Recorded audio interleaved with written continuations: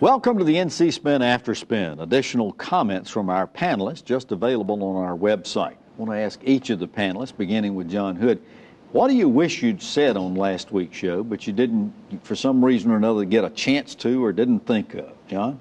Well, I think that the election of Tom Tillis in 2014, we talked about that. We talked about it in the context of the Person of the Year, was clearly the main story politically. But I think that the better than expected showing by Republicans in their legislative races, they only lost 2 seats they only lost 3 seats in one chamber, actually gained a seat elsewhere. Did I get that right? Yeah. I think that was a very important thing for the Republicans. If they had lost something more along the lines of 5, 8 seats, something like that, I think it might have made some of them think twice that they were really going in the right direction. Since they did so well, I think that they took that as a confidence builder, that not only can they win elections, but they can convince the voters that they did the right thing. Even though the polls show that they are highly unpopular.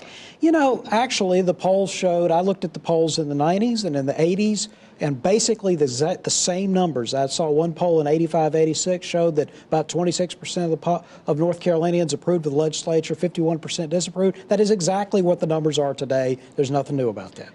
Brad, what do you think what do you wish you'd said on the show that you didn't? Well, we ran out of time, but I wanted to throw out a nomination for Person of the Year for Superior Court Judge Donald Stevens for holding the university accountable to having some type of transparency.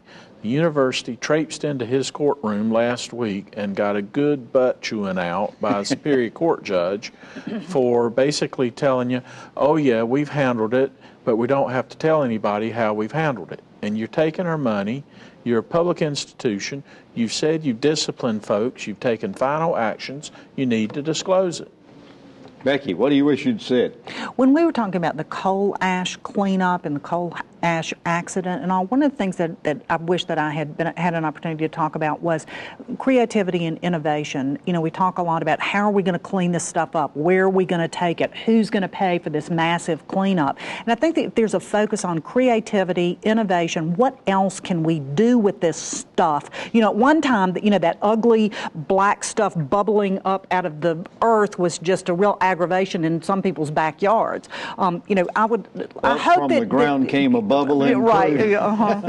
But I hope that part of this discussion is what else can we do with this? What can we market? How can we figure out how to make this a benefit rather than such a problem? Interesting. What do you wish you'd have said, Chris? Well, actually, I was going to talk for a second about coal ash as well. One of the things that Governor McCrory continues to say, and he said it in year-end interviews, and he said at many press conferences, that his is the only administration that has sued Duke Energy in our state's history, and that's technically true, but what he doesn't say is that lawsuit was filed to stop a lawsuit by environmental groups who were trying to force Duke Energy to clean up the coal ash ponds before the Dan River spill, and the McCrory administration settled that lawsuit for $99,000 of a multi-billion-dollar company, which is basically nothing, and didn't require them to do anything.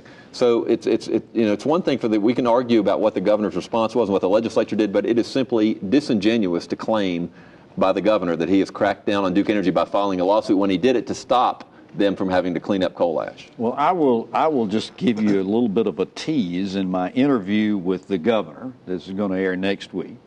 I asked him to show me his hands because I wanted to see if he had coal ash on them. Well, thanks for watching the After Spin. More video all during the week on ncspin.com.